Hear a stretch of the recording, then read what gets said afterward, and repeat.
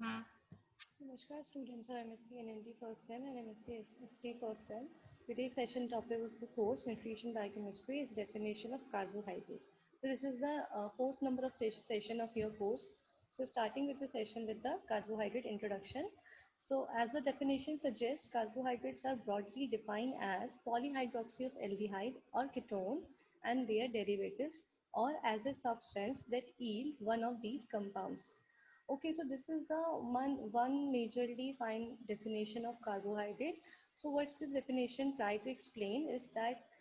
Carbohydrates क्या होते हैं हमारे क्या पॉलीहाइड्रोक्सी होते हैं एल्डिहाइड या कीटोन के पॉलीहाइड्रोक्सी टर्म क्या होता है ट्राई टू अंडरस्टैंड दिस यहाँ पॉली वर्ड यूज करा है पॉली मतलब बहुत ढेर सारे ठीक है मतलब एक या चार पांच से ज्यादा पॉली हम यूज करते हैं उसमें और हाइड्रोक्सी मतलब कि आपका OH ग्रुप ठीक है तो जहाँ आपके पॉलीहाइड्रोक्सी मतलब आपके चार या पांच से ज्यादा OH ग्रुप होते हैं एल्डिहाइड या कीटोन के या इनके डेरिवेटिव्स के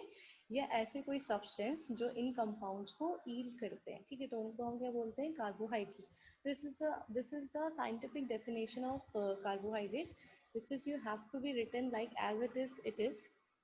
The second point is it is composed of carbon, hydrogen and oxygen. Function group present include hydroxyl group ठीक है तो इसमें जो आपके फंक्शनल ग्रुप्स होते हैं वो आपके हाइड्रोक्सिल ग्रुप होते हैं मतलब आपके OH ग्रुप्स होते हैं then the last point is OAC ठीक है ओस तो ये ओस क्या इंडिकेट करता है इट इंडिकेट्स द शुगर ठीक है तो कार्ब्स में जैसा आपको पता है कि जैसे ग्लूकोज हो गया मैनोज हो गया गैलेक्टोज हो गया तो इस सब के लास्ट में एक तीन वर्ड्स आते हैं दैट इज OSE तो ये OSE क्या डिनोट करते हैं आपकी शुगर डिनोट करते हैं ठीक है तो जहाँ जिस भी वर्ड के आगे आपका OSE आएगा रिलेटेड टू कार्बोहाइड्रेट तो मतलब वो आपके क्या है शुगर्स है नाउ कार्ब्स और CHO इसको ऐसे भी बोला जाता है and its composition is carbohydrates made up of the element that is carbon hydrogen and oxygen the organic compounds जो इसमें होते हैं इट्स मेनली कंटेन कार्बन ठीक है तो मेनली कंटेन क्या होता है इसमें कार्बन का होता है it is the compound because it has more than one elements in its structure ठीक है इसको हम कंपाउंड बोलते हैं कार्बोहाइड्रेट को ऑर्गेनिक कंपाउंड बोलते हैं क्योंकि इसके स्ट्रक्चर में एक या दो से ज़्यादा एलिमेंट्स होते हैं जैसे कि कार्बन भी है हाइड्रोजन भी है ऑक्सीजन भी है तो आपके तीन एलिमेंट्स हैं तो इसलिए हम इसको कंपाउंड बोलते हैं the ratio of carbohydrate is this is the formula of carbohydrate like for example जैसे यहाँ पे आपको ये फॉर्मूला दिख रहा है this formula is CX H2X और OX ठीक है अब ये X की जो यहाँ पे वैल्यू है it can be any number जैसे अगर हम C2 बोल रहे हैं तो यहाँ पे क्या आ जाएगा आपका C2H2 that is H4 and O4 ठीक है तो आपका ये एक फॉर्मूला बन जाएगा एक आपका किसका C2 कार्बन अगर आपका देखा जाए तो कौन सा होता है आपका मैनोज होता है तो आपका यहाँ मैनोज का फॉर्मूला बन जाएगा लाइकवाइज जैसे अगर आपको पता हो ग्लूकोज के लिए हम C6 कार्बन देखते हैं तो अगर हम यहाँ पे 6 रखेंगे तो it leads to C6H12 and O6 that is the chemical formula of glucose तो इससे हम किसी भी शुगर का मतलब कार्बोहाइड्रेट्स में क्या आइडेंटिफाई कर सकते हैं उसका फॉर्मूलिक नेम आइडेंटिफाई कर सकते हैं this can be your term as empirical formula of carbohydrate now the function of carbohydrate in cell the main function is to major source of energy for the cell ठीक है mainly आपका energy provide करने का काम करता है it is the energy giving nutrient it is comes under the macronutrient second is the major structure component of plant cell का भी एक आपका major component है उसका structure component है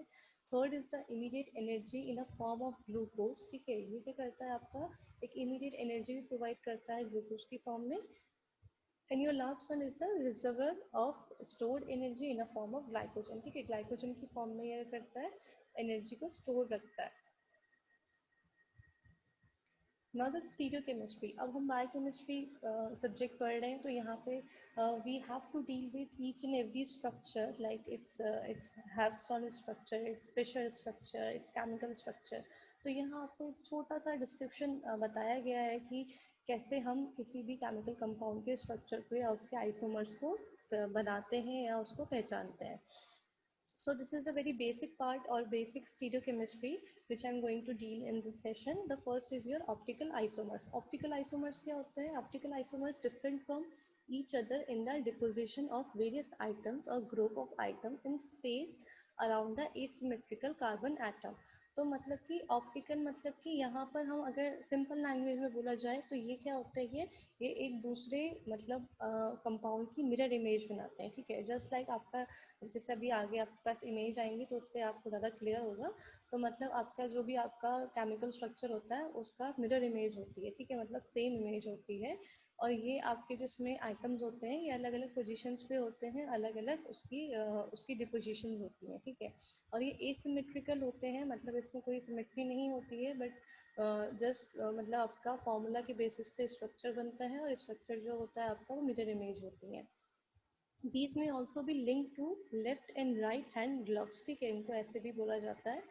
One form in which H atom at carbon 2 is projected to the left side and OH is the right side is designated as a D form, and the other form is where H atom is projected to the right side and OH is the left side is L form. तो अभी यहाँ पे हमने बात करी D form की और L form की, ठीक है। तो ये हमारी बहुत ही कॉमन एक आपका, अगर जब आप बायोकेमिस्ट्री पढ़ेंगे तो आप इसको पढ़ेंगे, डी फॉर्म और एल फॉर्म करके आपके स्ट्रक्चर्स होते हैं। सो अभी ये आपका थियोरेटिकल पार्ट है, but by this image you can see यहाँ पर क्या बोला गया है कि आपका ये ग्लूकोज का स्ट्रक्चर है। ग्लूकोज का स्ट्रक्चर का फॉर्मूला क्या होता है, C6H12O6। तो यहाँ आपके सी आइटम है, ठीक है, मतलब 1 2 3 4 5 एंड 6, ठीक है। तो यहाँ आपके 6 सी आइटम्स हो गए, मतलब कार्बन आइटम्स हो गए। एंड देन अब यहाँ पे डी ग्लूकोज और एल ग्लूकोज में क्या बोला गया है कि जब आपका H item right hand side है और O H left hand side है, देन वहाँ क्या है आपका, ये क्या है, डी ग्लूकोज है, ठीक है। अब एल क्या है, एल जस्ट जहाँ पर आपका H item right left hand side है, O H item right hand side है, तो ये आपका क्या है, एल ग्लूकोज है, ठीक है। तो ये आपकी स्टीरियोकेमिस्ट्री है आपकी मतलब ग्लूकोज की, ठीक है। अगर देखा जाए स्टीरियोकेमिस्ट्री में आपका डी और एल का कंसेप्ट आता है, तो मेजरली बहुत सिंपल कंसेप्ट है। By this image you can get this. बस इसमें आपको पोजीशन का और आपको साइड्स का याद रखना है कि आपका जो ओ OH होता है जब वो लेफ्ट साइड पे है आपके आपके चेन में, तो आपका वो डी ग्लूकोज है। और अगर आपका ओ OH राइट साइड में है और एच लेफ्ट साइड में है, तो वहाँ आपका क्या है, एल फॉर्म का वो कंपाउंड है, ठीक है। So this is all with your session of carbohydrates introduction, and in next session we will talk about the types and its sources, and the further biochemistry or structural part we are going to deal in that session. So thank you for this session. I hope you are well satisfied. In case of any doubt, you may ask in your next session.